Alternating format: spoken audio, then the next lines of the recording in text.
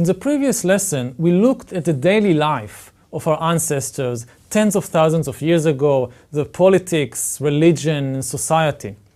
This, I think, was maybe a pretty disappointing lesson for many of you and even for me, because we've raised a lot of very interesting and very important questions and could provide only very limited and unsatisfactory answers to these questions because we don't have the evidence to provide fuller and more detailed answers.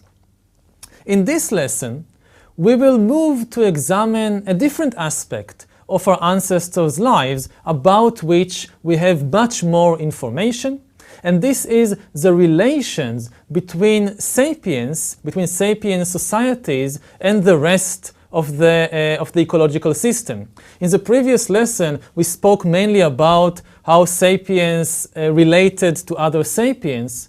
In this lesson, we will speak about how sapiens related to other animals and plants and became the most important factor in the ecology of planet Earth long before the agricultural revolution.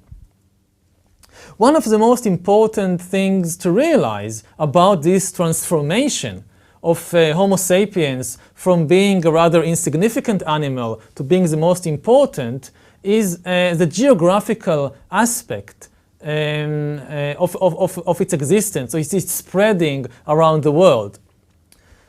Until the rise of Homo sapiens, all human species, Neanderthals, Erectus, Homo floresiensis, and the others, lived exclusively on the Afro-Asian landmass, the landmass that includes Africa, Europe, Asia, and the nearby islands. Ancient humans, prior to Homo sapiens, archaic humans, they did manage to reach some islands which were close to the shore of Europe, Africa, and Asia in two ways. First of all, some islands were reached simply by walking there in periods when, due to climatic conditions, the sea levels went down and there was a land bridge connecting the mainland to what later became an island.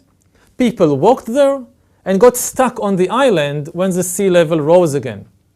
Alternatively, some islands close to the shore were settled by humans who simply swarmed there or hanged on to tree trunks and improvised rafts and managed to cross maybe 2 kilometers or 5 kilometers or 10 kilometers of open sea in this way and settle all kinds of nearby islands.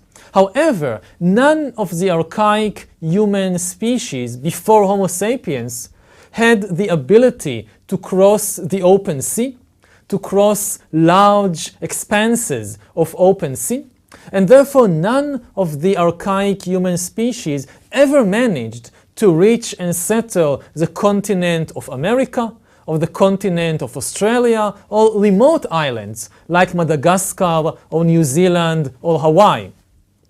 The sea barrier prevented not just humans, but also many other Afro-Asian animals and plants from reaching this outer world of Australia and America and Madagascar and Hawaii and so forth, and it also prevented Australian and American animals from going over to Africa or to Asia. And therefore, for tens of millions of years, there were different separated ecological systems in Afro-Asia, Australia, America, Madagascar.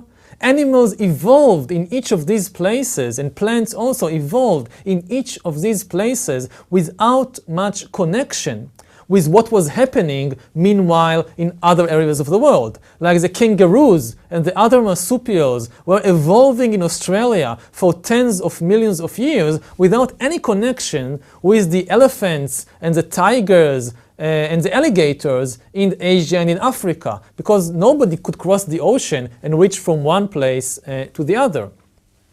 Planet Earth was thus divided into several distinct ecosystems. And one of the main processes of history, which we'll discuss at great length in the next lessons, is the unification of the entire planet for the first time into a single ecological unit by Homo sapiens. Homo sapiens is the one that began to forge connections between the animals of Australia and Africa and Asia and America by moving them from place to place. So this began already shortly after the cognitive revolution. When sapiens acquired for the first time the technology, the organizational skills, and perhaps even the vision necessary to break out of the Afro-Asian landmass and begin to explore and settle these areas of the outer world. The first breakout from the inner world of Afro-Asia to the outer world occurred about 45,000 years ago in Australia. Experts, human experts today, are very hard-pressed to explain this amazing feat. How could sapiens from Asia have reached Australia about 45,000 years ago? We know it for certain that they reached Australia because we find human bones, sapiens bones and sapiens tools in Australia about 45,000 years ago, but how they crossed over from Indonesia to Australia is very difficult to explain. Because even though there are all kinds of islands in Indonesia connecting Southeast Asia, the mainland, to Australia, still between these islands there are many stretches of open sea, some of them 100 kilometers, even 150 kilometers wide. So how could ancient sapiens cross open stretches of sea of 100 or 150 kilometers? Also, a big question is how they managed to adapt themselves almost overnight to a completely new ecological system.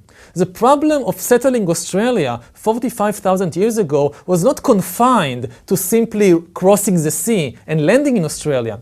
It was equally difficult to adapt to the conditions there, because sapiens who lived in Southeast Asia and Indonesia for thousands of years previously, they knew the animals and the plants and the conditions of Southeast Asia. As we explained in the previous lesson, knowing the world of animals and plants was vital for being able to survive. Now, once they crossed over to Australia, they suddenly encountered a completely new world, unfamiliar world of animals and plants. If you knew how to hunt elephants in Southeast Asia, it did not necessarily help you to hunt kangaroos in Australia. If you knew which mushrooms in Southeast Asia were poisonous, it did not necessarily tell you which Australian mushrooms were poisonous. If you knew what to do if an Indonesian scorpion bit you, what to do, it did not necessarily help you to react to the bite of an Australian scorpion or spider. So humans, sapiens, needed not only to cross the sea, but to adapt almost overnight to a completely new ecosystem. How did they do it? The most reasonable theory suggests that about 45,000 years ago, sapiens living in the islands of Indonesia, which are close to the mainland, so it's easy to explain how they reached Indonesia. Sapiens living in those islands of Indonesia developed the first seafaring societies. They learned how to build and maneuver ocean-going vessels and became fishermen and long-distance explorers and traders. They became more and more used to making a living by going out to sea. And these skills enabled the ancient Indonesians for about 45,000 years ago to reach and settle Australia. If this is correct, we are not absolutely sure that this is how they did it, but we have nobody knows of another explanation for how they could have done it without first developing sailing craft and boats and things like that. If this is true, that this is how they settled Australia, then this was an unprecedented revolution in human abilities and in human lifestyle. Because humans, sapiens, are basically African apes who have evolved for millions of years in order adapting themselves to life on land. And suddenly, within a few thousand years, to become a creature, to develop societies that live by building boats and going over sea and fishing and trading by sea, this is something without precedent in the annals of life on Earth.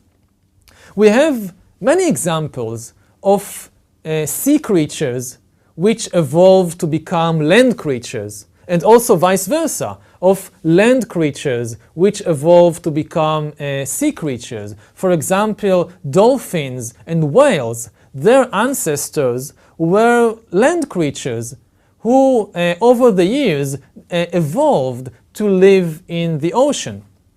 But in the case of dolphins and whales, it took millions of years of evolution for the archaic dolphins, which were a kind of deer or a kind of rhinoceros that started to live to spend more and more time in rivers and lakes, like hippopotamus, and then went into the ocean. It took millions of years for these archaic deer or rhinoceroses to evolve into dolphins that live in the oceans.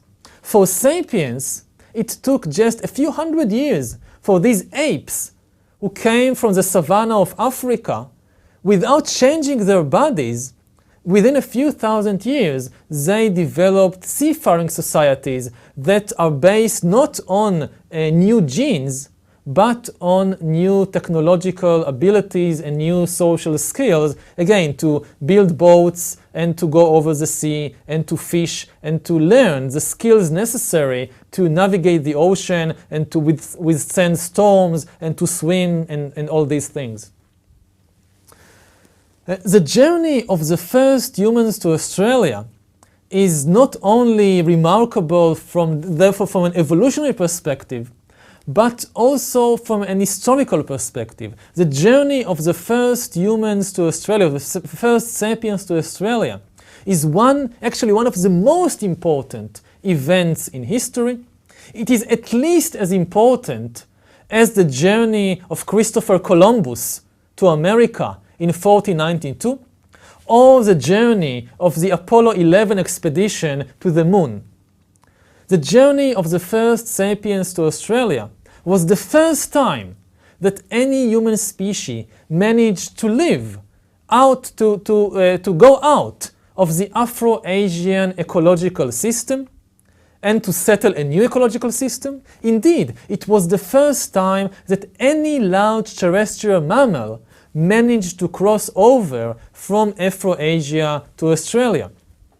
Of even greater importance was not the actual crossing, but what the human pioneers in Australia began to do in this new world.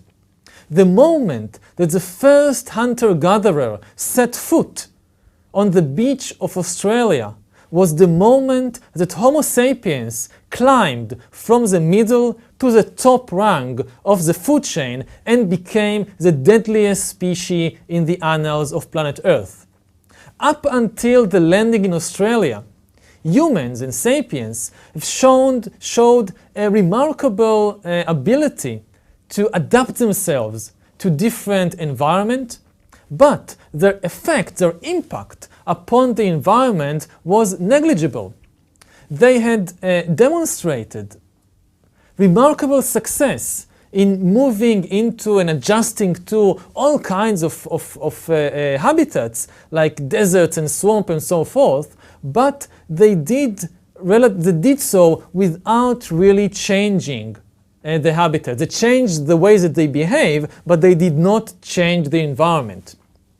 The settlers of Australia, the first settlers of Australia, did not just change themselves in order to adapt to this new ecological system that they encountered in Australia, but they also began to transform the Australian ecosystem beyond recognition. Australia, about 50,000 years ago, was very, very different from the Australia that we know today. Australia 50,000 years ago was full of large and strange creatures.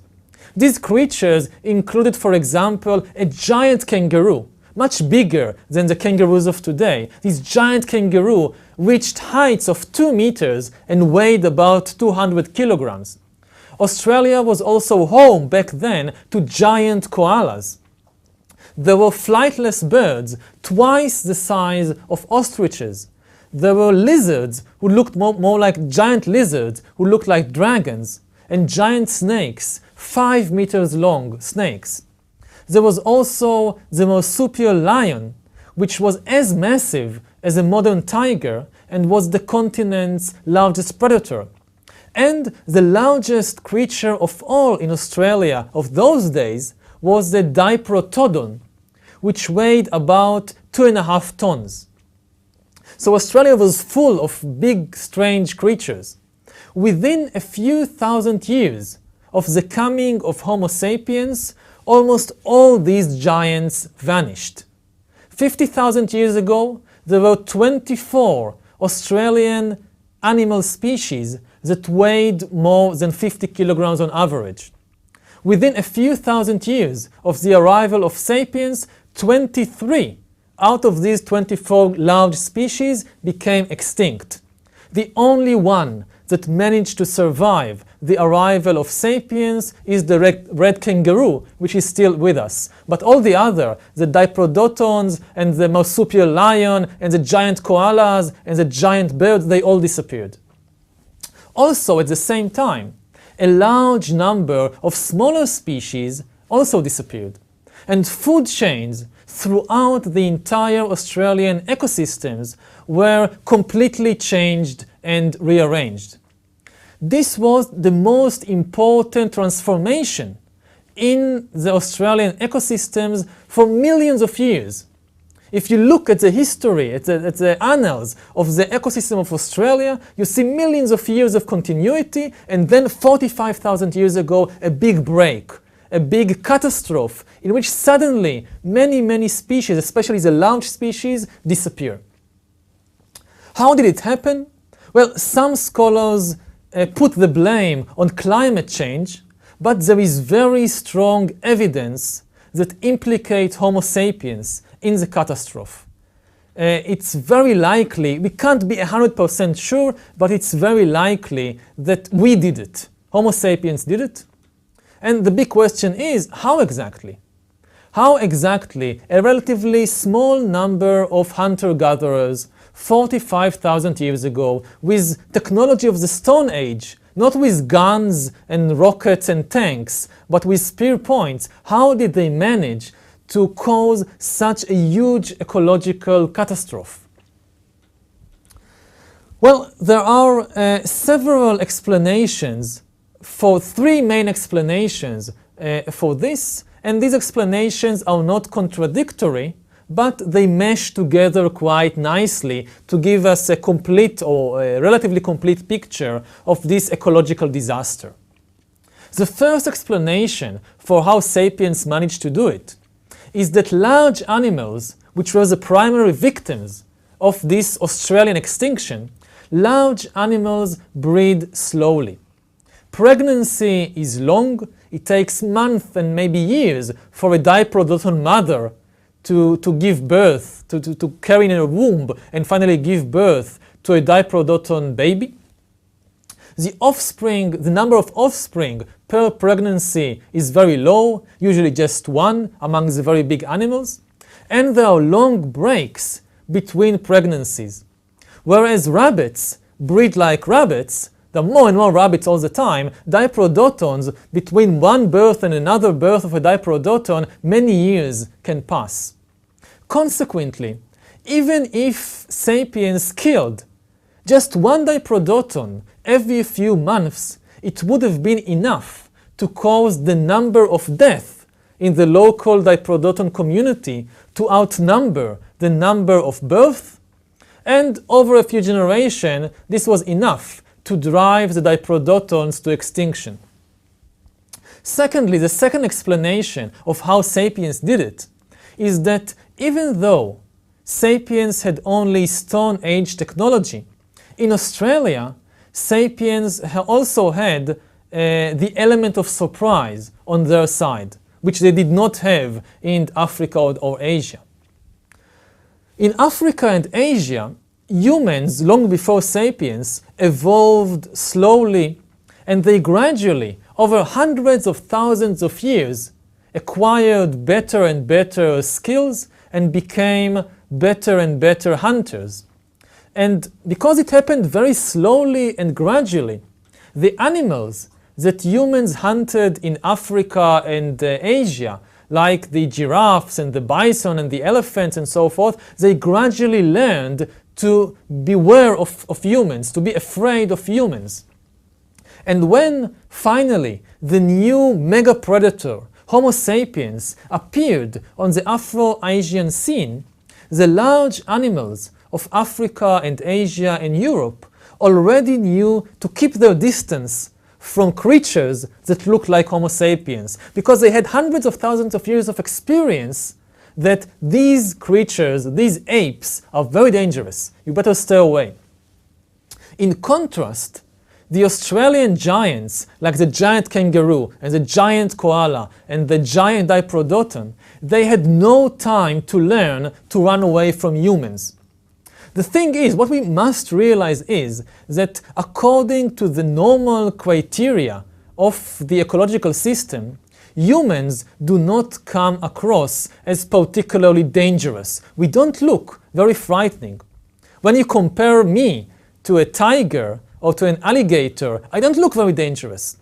I have much fewer muscles, I can't run as fast as a cheetah, I don't have big teeth and strong jaws like a tiger, I don't have any poison, I don't have any sharp nails, so when you look at me, I don't look dangerous.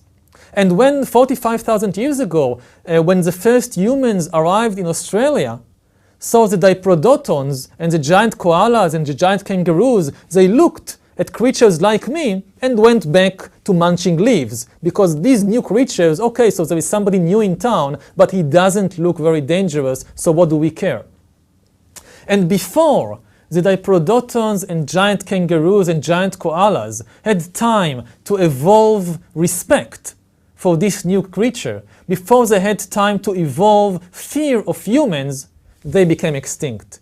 Because it took humans very short time to drive them to extinction. So whereas in Africa and Europe and Asia, the evolution of humankind, the slow evolution, gave time to the animals to acquire fear of humans, in Australia it all happened very quickly, and the big animals disappeared before they had time to adapt to this new mega predator.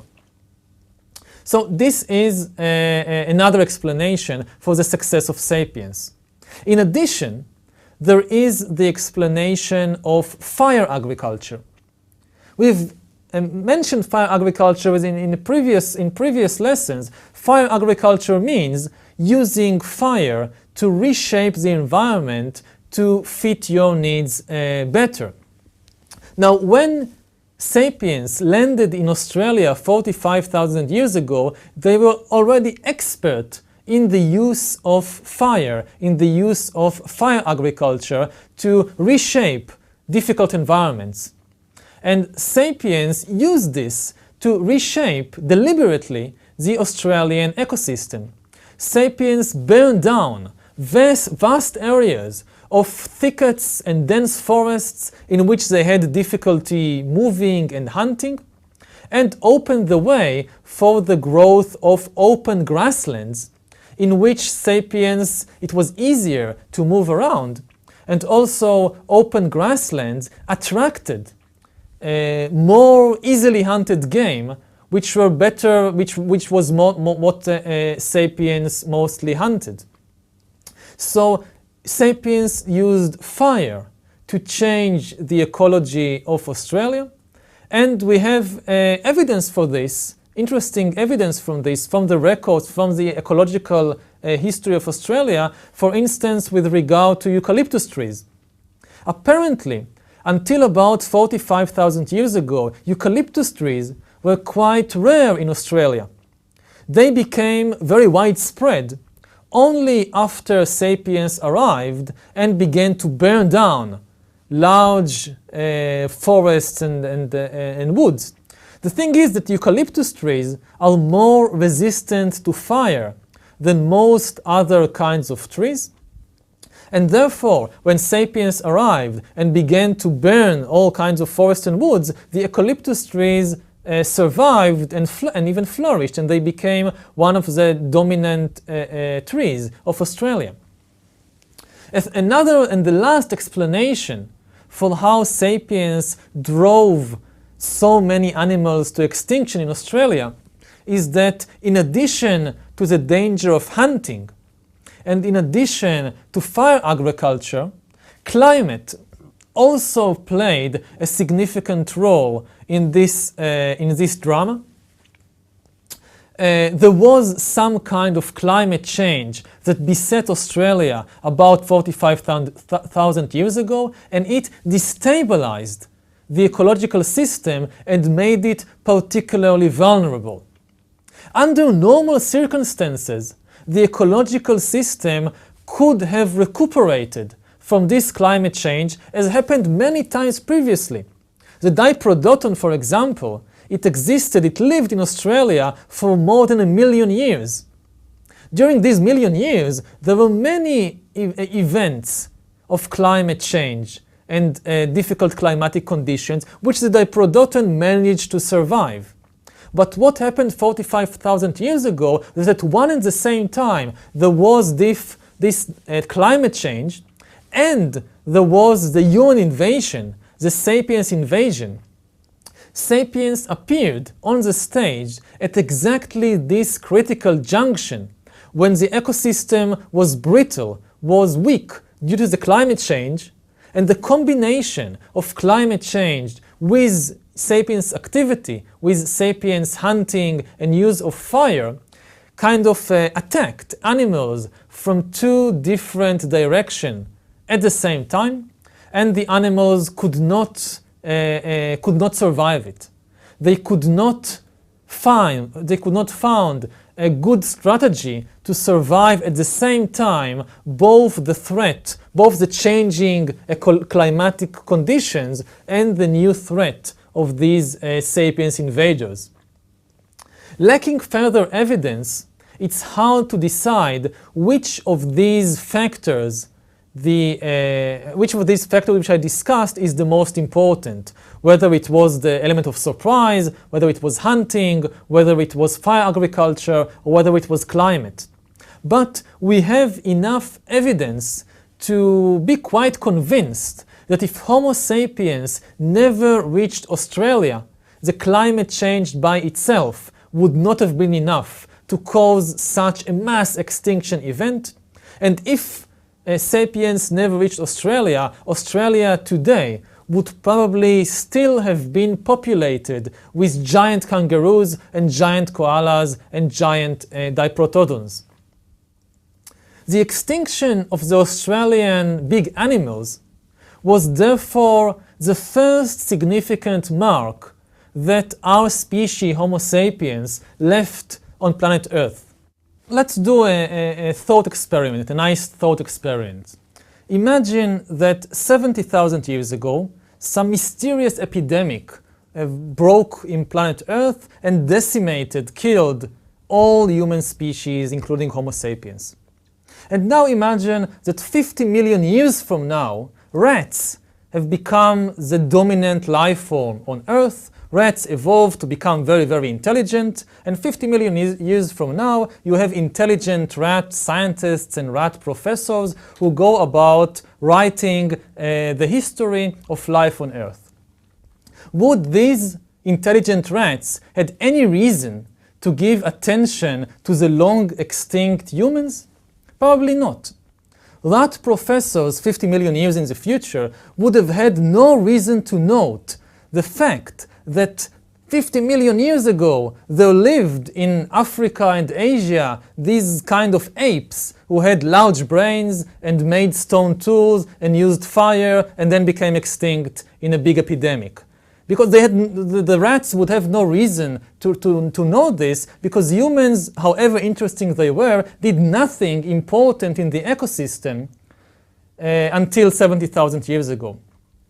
Now imagine that this terrible epidemic erupted not 70,000 years ago, but 40,000 years ago. So humans had a chance, sapiens had a chance to reach Australia and kill all the big animals there. Now, the rat professors of the future would have reason to give humans much more attention. They would write in their articles and books that once upon a time, 50 million years ago, there lived this species of apes with large brains and stone tools and fire, and they spread from Africa. And the one big thing that they did was to completely change the ecology of Australia before being wiped out by this epidemic. So this is the first big thing that our species did in the world to destroy the large animals of Australia. In the next segment, we'll see that the ecological disaster that happened in Australia was not unique, and that sapiens were subsequently responsible for similar and even larger ecological disasters in many other parts of the world.